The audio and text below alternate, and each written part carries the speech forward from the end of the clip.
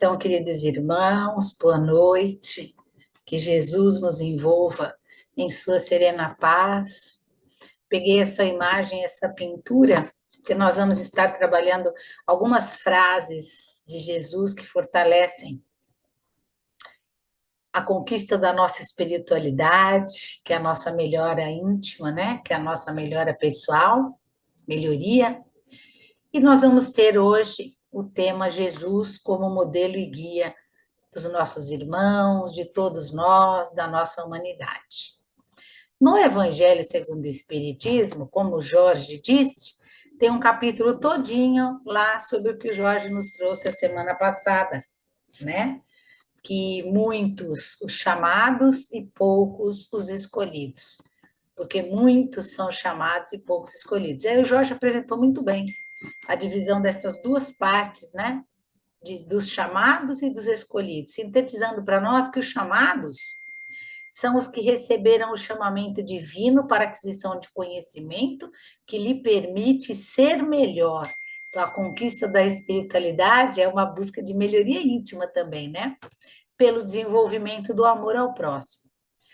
Estes ensinamentos, então, todos nós fomos chamados, mas não buscando essa paz, esses ensinamentos que fortalecem a nossa espiritualidade, foram esquecidos em nome do orgulho, da vaidade, da corrupção, enfim, por apego às coisas da vida material, como lá no casamento, onde Deus está nos chamando para aquele grande banquete do casamento do seu filho, Jesus, e muitos só compareceram, né? Foram chamados.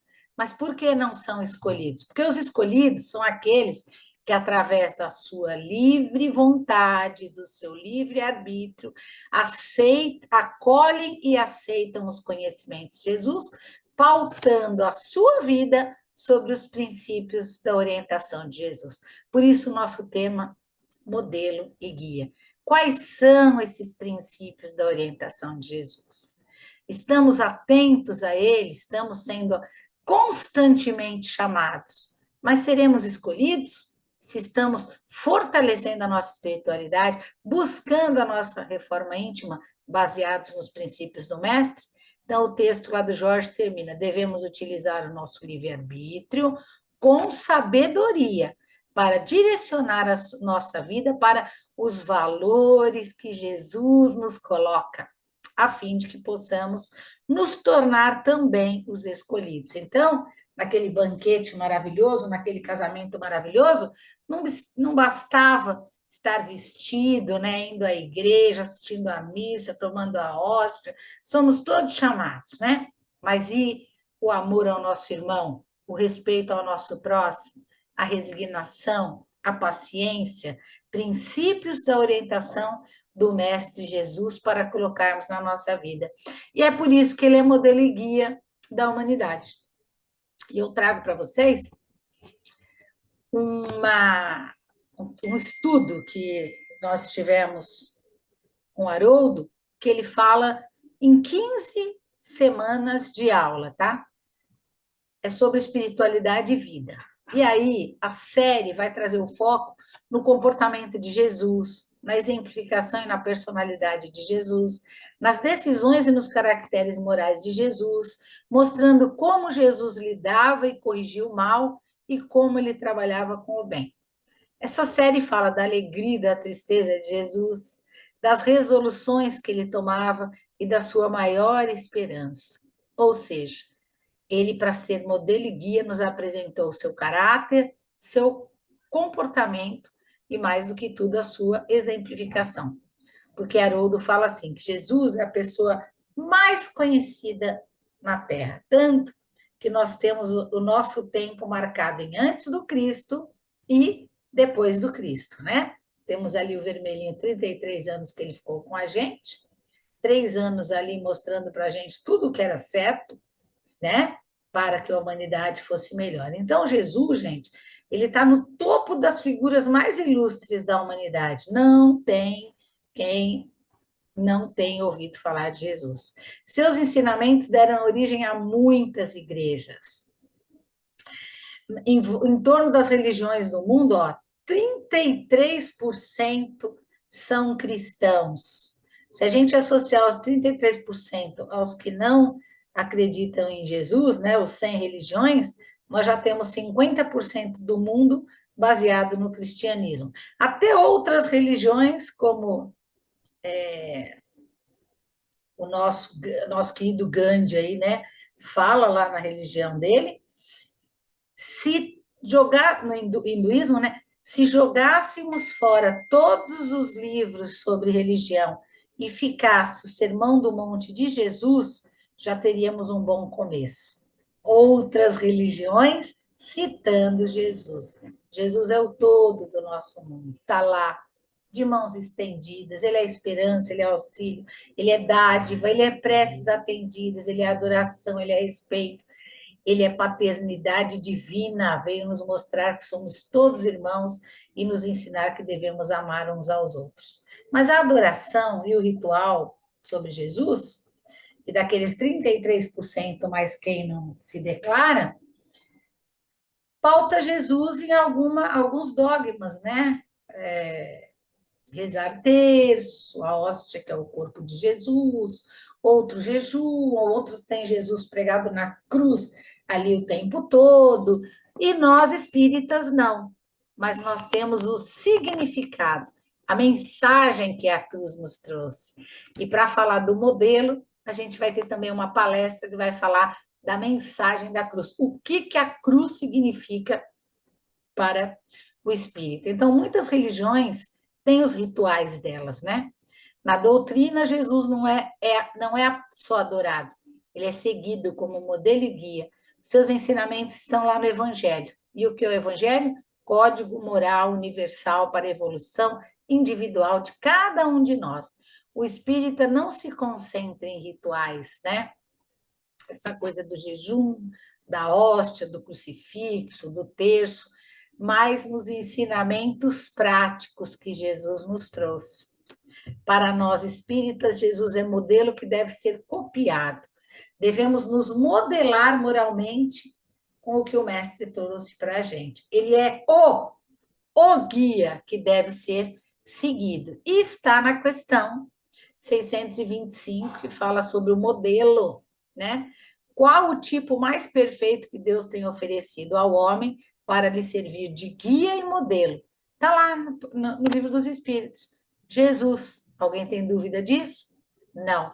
E Kardec faz um comentário nessa questão, que para o homem, Jesus constitui o tipo da perfeição que a humanidade pode aspirar na Terra. Deus nos oferece como mais perfeito modelo, e a doutrina que ensinou é a expressão mais pura da lei de Deus. Olha que interessante. Quanto aos que, pretendendo instruir o homem na lei, o têm transviado, ensina-lhes falsos princípios. Isso aconteceu por haverem deixado que os dominassem sentimentos demasiadamente terrenos e por terem confundido as leis que regulam as condições da vida da alma com as que regem a vida do corpo. Novamente, atenção, né, ao mundo material. Muitos hão apresentado como leis divinas simples leis humanas, estatuídas para servir às paixões e dominar os homens. Está lá no Livro dos Espíritos, tá? O comentário de Kardec. Então, nós temos, como espíritas, e vamos fazer uma palestra mais adiante, sobre a palavra da cruz. O que a cruz significa para a gente? Mas muitas pessoas se apegam à cruz, ao martírio de Jesus, à tristeza de ter perdido a vida por nós, né? Não abraçam Jesus como nós no Espiritismo, nos seus ensinamentos no Sermão do Monte, nas suas curas, na sua ajuda ao próximo, quando estendia ali a mão dizendo quem não tem pecados que atire a primeira pedra. O que a gente está tentando buscar a nível modelo e guia? Você é modelo quando alguém saiu da regra comum e você estende a mão dizendo pode ir, não peques mais, ou atire a primeira pedra quem nunca errou. Você já fez algum movimento para copiar o modelo e guia Jesus? Então, a gente está falando do caráter, do comportamento dele e da exemplificação, que, como Kardec diz aqui, ele constitui o tipo de perfeição moral que a nossa humanidade precisa. Como eu falei do Haroldo, ele tem 15 lições. Eu peguei duas, porque eu quero voltar nos tópicos que Jesus nos ensinou. Mas quem tiver interesse de assistir essa série do Haroldo, ela é do ano passado, ela é muito interessante.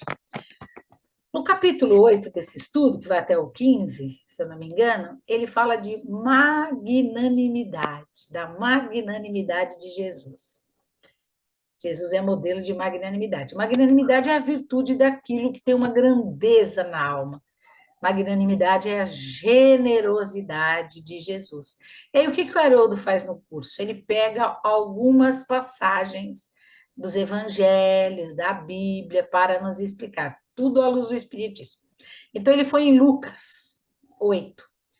E aí, lá a partir do versículo 27, Lucas diz assim: Mas eu digo a vocês que estão me ouvindo, amem seus inimigos, façam o bem aos que vos odeiam, abençoem quem te amaldiçoa, orem pelos que maltratam. Se alguém bater em você numa face, oferece-lhe a outra. Se alguém tirar você a capa, não impeça de tirar a túnica. Dê tudo aquilo que pedir. Então, assim, como falar em generosidade é falar em como vocês querem que os outros façam. Façam também vocês a eles, né? Então, o que está mostrando aqui? Como Jesus era generoso, que coração puro, né? E ele fala no finzinho, que recompensa terão? Então, a recompensa que terão será grande e vocês serão filhos do Altíssimo, porque ele é bondoso para com os ingratos e maus. Sejam misericordiosos, assim como o Pai é. Então, veja, generosidade. Ame aquela pessoa que te faz mal.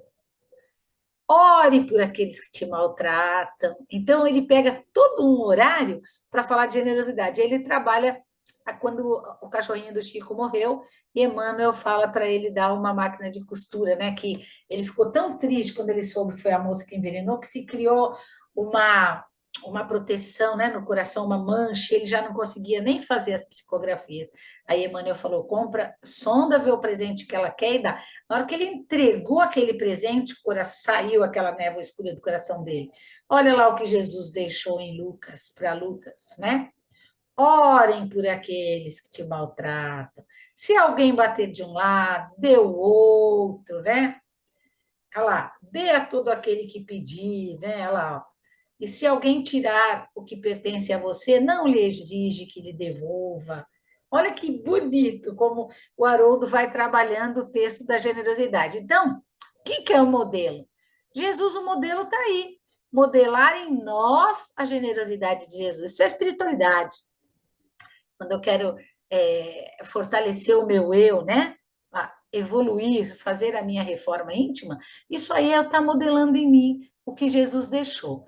Outro do Haroldo, que é o número de 3 a 7, ele vai falar da gente modelar na nossa conduta esse modelo de Jesus, quando Jesus, que tem, ele vai falar, abordar todos os caracteres morais de Jesus para melhorar o comportamento para melhorarmos o nosso comportamento através das virtudes de Jesus. E aí ele traz um tema muito interessante no 3, 4, 5, 6 e 7. Alegria. Ele fala que nós fomos treinados pela igreja a pensar em Jesus na cruz e na dor. E que não, nós esquecemos que não foi só a cruz, que Jesus trouxe para a gente a boa nova, né? O evangelho, e não só a tristeza na cruz. E aí ele vai falar que a alegria de Jesus é uma alegria espiritual, alegria que traz a boa nova, que ilumina a todos, que traz a paz e a harmonia. A alegria de Jesus é uma alegria espiritual, de quem reconhece as dores do mundo, mas não permite que essas dores apaguem a sua luz interior. Quer um exemplo? Ele pega Mateus, quando vai falar aquela frase, né? Por que você anda tão preocupado com a roupa, com o que comer? Olhai para as aves do céu, que nem semeiam, nem cegam, nem juntam em celeiros, e vosso Pai Celestial as alimenta, né? Por que está preocupado com a roupa? Olhai os lírios do campo, como eles não crescem, não trabalham, não enfiam, então são lindos e maravilhosos, né? Aí ele fala que Jesus diz que o rei Salomão, rico e magnífico de Israel, não estava vestido com uma túnica tão branca como a de um lírio que cresce selvagem no campo. A alegria de Jesus em reconhecer as coisas dadas por Deus na nossa vida. Isso é uma alegria espiritual. A alegria de comprar um carro novo é ótima. A alegria de ter uma família bonita é ótima. Mas você agradece toda a sua conquista antes da chegada do carro? Você agradece a Deus que a cada minuto, que eu posso até nem vou pensar muito na roupa e no trabalho, porque eu sei que Deus é bom e os caminhos se abrirão para mim. Isso é uma alegria, né? Então, o rei Salomão tinha uma roupa, uma túnica linda, maravilhosa, e nem se comparava ao branco do lírio do campo que Jesus nos dá para apreciar. Então, ele fala assim, quando fala que a alegria dele está no mundo espiritual, e a gente se preocupa muito no mundo material. E ele fala: no mundo tereis aflições, mas tem de bom ânimo, eu venci o mundo. Ou seja, aonde na minha espiritualidade, na minha reforma íntima, eu estou procurando as alegrias? A alegria de caminhar na praia e ver que aquele mar que Deus me deu é perfeito. A alegria de ver a minha família em torno da mesa. As alegrias, gente, são muito maiores que as aflições. No mundo tereis aflições, mas eu venci as aflições. Então, modelar em nós essa alegria que Jesus está ensinando. Nós não pensamos nessa alegria, nós pensamos na alegria dos bens materiais. Então, modelar em nós requer uma educação. Educa e edificarás. É o que Emmanuel fala no texto Educa. Então, Jesus nosso modelo e guia porque ele nos educa. Está lá no capítulo 30 do livro Fonte Viva. Educa. Não sabeis que vós sois o templo de Deus e que o Espírito de Deus habita em vós?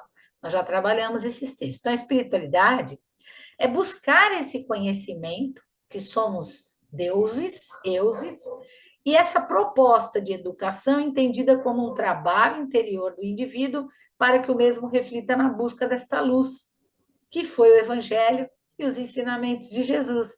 Peguei só um parágrafo do texto, olha o que ele diz. Só a grandeza espiritual consegue gerar a palavra equilibrada, o verbo sublime e a voz balsamizante. Só a grandeza espiritual.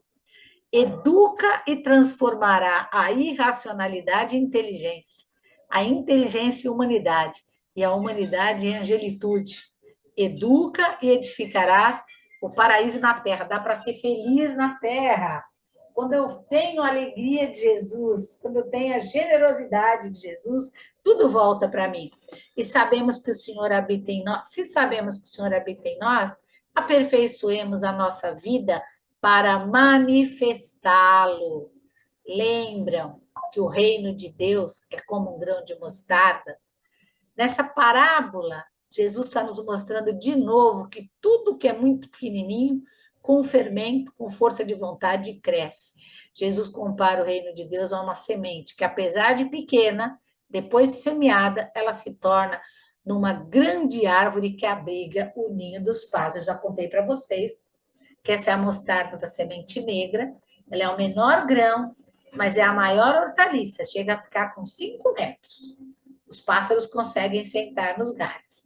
Ele fez isso para explicar a potência desse grãozinho de mostarda preta. Então, não é o nosso raciocínio, não é a nossa inteligência, é a educação de um trabalho íntimo para que a natureza divina possa se manifestar em nós. É um processo. A semente, a raiz, a árvore e o fruto. A nossa vida, tudo é um processo. Da semente para a raiz da árvore e para o fruto, se eu modelar em mim o que Jesus nos trouxe de ensinamento, sendo nosso guia, gente, os frutos serão maravilhosos. Mas tudo virá com o tempo. E o texto diz: Deus está em nós, quanto estamos em Deus. Mas para que a luz divina se destaque da treva humana, é necessário que os processos educativos da vida nos trabalhem no empedrado caminho dos milênios. Muitas encarnações, acertando e errando, fazendo aí o nosso caminho ficar empedrado, né? Estamos no mundo de provas e expiações, como ele diz, a treva humana, e para buscar essa luz, eu preciso fazer esse trabalho de espiritualidade. Toda e qualquer parábola de Jesus nos mostra o crescimento. Então, se a gente pegar a parábola das bodas, ele está dizendo que a todos ele chamou, mas que com o seu trabalho de formiguinha você vai ser escolhido. Se pegar a parábola do grão de mostarda, ele será plantado e cultivado, ele tem uma potência de chegar a 5 metros. Se pegar a parábola do fermento, muito bem explicado, a mulher coloca a primeira parte do fermento e fala que nas revelações foi Moisés que chegou com a justiça. Depois ela põe mais um pouco de fermento, foi Jesus que chegou com amor. E no terceiro momento de fermento, é o Espiritismo que chega para nos ajudar. Ou seja, cada vez que eu vou fermentando a massa, esse pão vai crescendo e ficando mais bonito. Então, todo processo tem a sua lei e virá com o tempo. As parábolas de Jesus falam de processo. As lições de Jesus é um processo percorrido por cada um rumo à coletividade, rumo a um dia pensarmos que somos filhos do mesmo Pai. E aí, ó, a nossa árvore vai estar muito cheia de raiz e com um caule repleto de muitos frutos, o fruto da bondade, o fruto do amor, mas tudo tem seu tempo. Existe um processo, como nós falamos na última palestra, espiritual e um processo psicológico. O reino de Deus não está nas aparências e na adoração. Ele é um processo espiritual e psicológico, é um processo íntimo. É a busca da espiritualidade. A união desses dois lados da moeda, né, física e espiritual, vai mudando o meu processo interno. Processo que eu chamo de educação. Processo que eu chamo de acorda e educa a sua alma.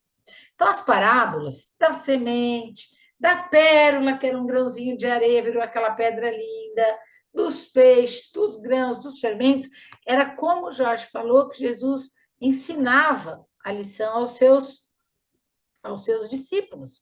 Mas todas elas trazem uma nova versão de nós, um processo íntimo de renovação.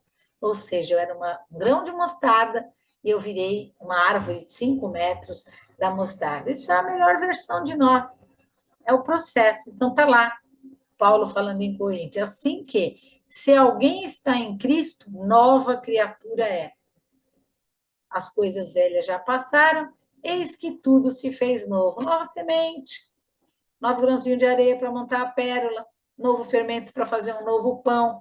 Tudo se faz novo quando estamos em Cristo. A gente fala tanto em regeneração. O que é regeneração? É gerar de novo, é dar uma nova oportunidade, é começar a se modelar de acordo com o padrão do Cristo, tendo o modelo e o referencial de Jesus, que é o nosso guia. Jesus, o modelo do indivíduo renovado, que abrirá portas a uma nova humanidade tão esperada, trazer o reino dos céus para a nossa realidade aqui na Terra. Então, educa você, buscar educação, tendo em Jesus essa nova versão de nós mesmos, né? A gente sabe que o evangelho, ele está aí, ele é a base, o modelo para um novo homem, né? Jesus trouxe o evangelho. Vamos estudando e buscando os traços do evangelho de Jesus em nós, né? Filho que já expressa a plenitude do Pai. Então, Jesus, quando alguém o tocava, como uma mulher que sangrava aí, né? Não queria incomodar, só de tocar, o sentimento de ajuda, de auxílio ao próximo já se enche em nós. Então, nós já temos dentro de nós essa generosidade, essa magnitude que Jesus tem nos ensinado, já estamos, como filhos deles, a expressar o que Jesus nos ensinou? O que fazemos quando alguém nos toca? Já expressamos a plenitude do Pai? Alguém me toca quando eu vejo na televisão que ele está precisando de comida. Ele me toca. E eu vou tentar ajudar da melhor maneira possível. Não é só o toque físico ali, como uma mulher que sangrava fez, né? Quando as pessoas me tocam. Aquele meu parente difícil me toca, então vou dar uma boa palavra para ele. Onde está a minha alegria de saber que aquela pessoa está perto a mim para que eu cresça? e onde está a minha generosidade para com aquele ser humano. As lições de Paulo são muitas, e ele fala para nós que nós temos que mudar os nossos hábitos. O hábito faz a segunda natureza. Se a gente não tem uma, a gente precisa se esforçar para construir. É a proposta de educação de Jesus, uma nova humanidade, um mundo melhor. Lembrei que no livro Mentores e Ceareiros tem lá um texto, eu peguei o Educa, do Fonte Viva, mas eu achei esse texto Educação, que é de João Bosco. Então, a educação, ele traz a educação e o evangelho desde a infância, como apresentar isso para a criança, né?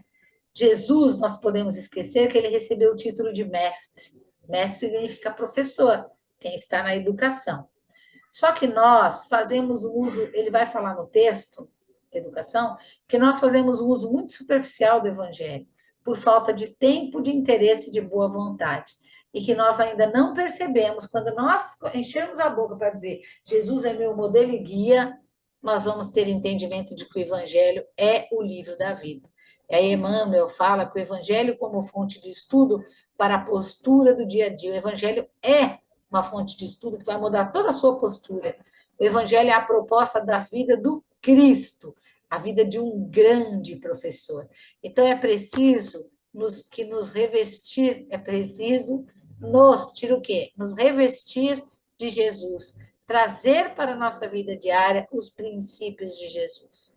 E aí, João Bosco, né, manda pelas mãos de Chico Xavier esse texto. Educação. O Evangelho não é um livro simplesmente, é um templo de ideias infinitas, miraculosa escola das almas estabelecendo a nova humanidade. Evangelho nos mostra que é um guia que Jesus nos trouxe. Ele é o livro da vida. São Vicente de Paula, lá no capítulo 13, no item 2, ele já nos alertava, ó, eu desejaria que se voltasse mais interesse, mais fé às leituras evangélicas, mas abandona-se este livro, considerado como um texto quimérico, mensagem cifrada. Deixa-se no esquecimento esse código admirável do Evangelho. Vossos males provendo o abandono voluntário desse resumo das leis divinas. Lê depois estas páginas ardentes sobre a abnegação de Jesus e meditai-as. Então, é o guia que Jesus nos trouxe. No livro Vozes do Além também tem o texto A Ideia. Está falando que a ideia exterioriza tudo que nós temos na alma, né? A ideia exprime a nossa criação. A forma de acontecimentos, as nossas atitudes, né, as que nos ajudam ou que nos desajudam, são as nossas ideias. Aí ele fala assim, é por essa razão que o Evangelho representa uma glorificada equipe de ideias de amor puro e fé transformadora que Jesus trouxe às esferas dos homens, erguendo-a para o reino divino. O Evangelho traz a ideia, todas as ideias que Jesus semeou. Jesus trouxe a ideia e começou a semear. Quem se modela e segue o guia tem uma evolução individual e planetária maravilhosa. Então, todas as vivências que Jesus nos apresenta são sementes. Então, olha só, na manjedoura, ele plantou para a gente a humildade, na carpintaria, o trabalho, no serviço aos doentes, a solidariedade. Lá no Monte Tabor, foi a sublimação, lembra? Que teve a transfiguração, né, dele, e bem no momento ali que ele fica translúcido e aparece ao lado dele Moisés e Elias, né? Simbolizando a lei dos profetas. E aí uma voz que vem do céu fala: Eis é o meu filho amado, em quem me comprazo, a ele ouvi. Então Deus ainda fala que é para eles ouvirem, né? Jesus, agora ele se transfigurou. No horto, né, que eles exemplificam a ideia de suprema lealdade a Deus, quando diante das situações, ele fala, meu pai, se não for possível, afasta de mim esse cálice. Contudo, não seja o que eu quero, mas o que ti queres. Até que ponto nós estamos tendo essa conversa com Deus, né? E na cruz, ele nos dá aí a sua semente de sublime ideia de sacrifício a todos, dizendo, Pai, perdoa, eles não sabem o que fazem. Então, da manjedoura à cruz, olha quantas lições Jesus deixou para a gente. E aí, João Bosco continua. Por isso, gera as mensagens dele, né? Gera santos e heróis, artistas e trabalhadores, que em se espalhando no mundo, nele determinam de século a século fecundas renovações para a glória do amor universal. Então, pessoas, santos, heróis, artistas e trabalhadores, são pessoas fecundando o progresso da humanidade. Novo modo de ser para um mundo melhor. E ele continua: de certo, estamos ainda longe do tipo biológico habitado a refletir integralmente a inspiração do Cristo. Estamos longe ainda, mas atendendo aos imperativos da educação, da nossa educação interna, reduziremos a longa e porfiada luta. Se nós educarmos o nosso espírito, né, para a espiritualidade, para a aquisição da espiritualidade, nós vamos reduzir muito essa longa vida e essa luta, né? Então, os nossos caminhos com o Evangelho, com a reflexão e inspiração do Cristo, vai estar lá, como o Cristo falou, jugo suave e fardo leve. Ele vai falar no capítulo que a gente citou do caminho estreito e reto. Jesus é modelo e guia de cada criatura e apresentou o caminho para a gente, que ele é estreito, mas é reto. E aí, gente, o Evangelho é o mais alto instituto educativo da humanidade. Ele nos apresenta glorificada equipe de ideias, amor puros e ideias transformadoras. Este é o Evangelho, semente viva, plantada pelo Cristo. Templo de ideias. Vivenciando as ideias do Evangelho, nós vamos crescer fraternalmente nessa escola chamada Terra, que é a escola das almas. Bonito, né? Emmanuel também vai falar no livro Pensamento e Vida, e dentro do tema educação, que a gente tem que criar o hábito. Eu lembro sempre de Emmanuel falando: se você não tem o costume, faça, porque você vai adquirir o hábito. Então, não tem o costume de dar bom dia. Começa impondo bom dia para você todo dia. Você vai falar bom dia para 10 pessoas, até você criar o hábito de falar bom dia a todos. Então, vamos lá, Emmanuel. Toda a passagem do Senhor entre os homens, desde a manjedoura, que estabelece o hábito da simplicidade, até a cruz afrontosa, que cria o hábito da serenidade, da paciência, com a certeza da ressurreição para a vida eterna, o apostolado de Jesus é resplandecente conjunto de reflexos do caminho celestial para a redenção do caminho humano. Jesus é um conjunto de reflexos, né? Ele é todo guia e modelo. Então, a gente fala o homem Jesus, e está lá, o Cristo homem veio plasmar o homem Cristo. Então, ele era um Cristo no corpo de um homem e veio nos dar as dicas de guia e modelo para que possamos plasmar, todos nós homens, no modelo Cristo. Veio nos ajudar a despertar as sementes que estão em nós. Temos a centelha divina e já fomos orientados pelo Mestre. Vamos ajudar a trazer o reino de Deus para a terra, cultivando estas sementes para que possam florescer e frutificar. Né? Então, de quais hábitos a gente está falando aí que Jesus, modelo e guia, nos trouxe? Da humildade, da empatia, do amor, todas as virtudes. Por meio desses hábitos, se dará o quê? A autoeducação de todos, né? Então, Paulo diz, revestimos-nos do Cristo. E nós temos o livro Cristo em Nós, que está lá com Chico Xavier e Emmanuel no livro Abrigo. Ele diz assim: civilizações numerosas passaram sobre a Terra, deixando na retaguarda, com alguma réstia de luz, túmulos imponentes e ruínas fumegantes. Nós vimos tudo isso e vamos ver mais, né? Lembrei bem do diálogo de Jesus com o público, quando ele fala que o reino de Deus, para a glória, e Públio pensa, nossa, mas o reino de Roma é maior. Ele fala, este que você pensa um dia será cinzas. Quantos reinos imponentes nós não vimos, ruínas fumegantes, né? Civilizações em que nossos próprios espíritos, usando formas inúmeras, muitas vezes desceram a precipícios da violência e da morte. Então, essa história é nossa. Já tivemos várias vidas e vários avisos que o que plantarmos vamos colher, e muitas vezes colhemos de forma violenta.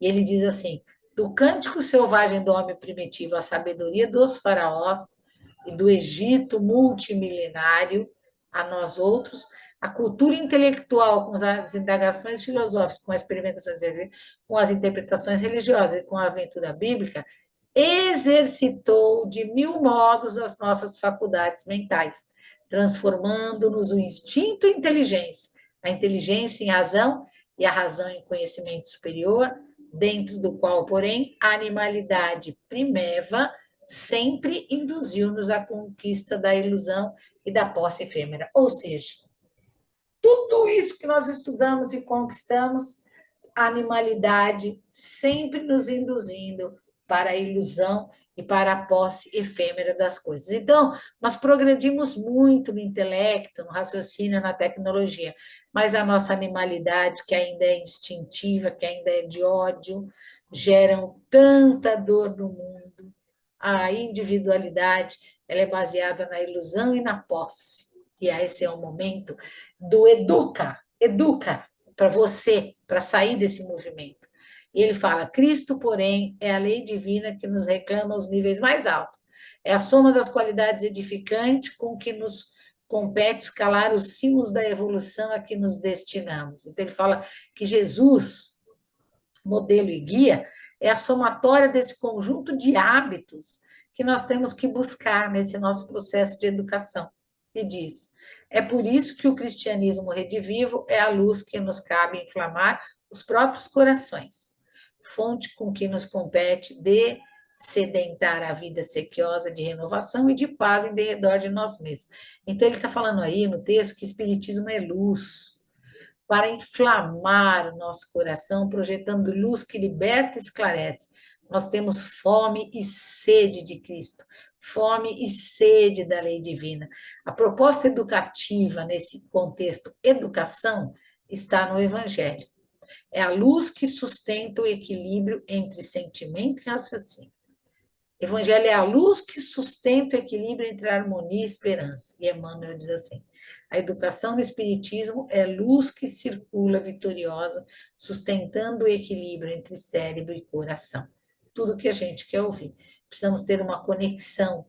Não dá para ser só razão ou só o coração, né? Precisamos fazer essa conexão e conseguimos com o Livro dos Espíritos. Ele finaliza: entronizemos o Senhor no templo da própria alma para que o serviço da Boa Nova, começando por nós mesmos, se nos irradie das atitudes e pensamentos, palavras e ações, criando áreas vivas de compreensão e de trabalho edificante, nas quais possamos plasmar o abençoado caminho para a nova era. Então, ele traz esse caminho para a nova era, e ele está dizendo aí que esse caminho para a nova era começa dentro de nós mesmos.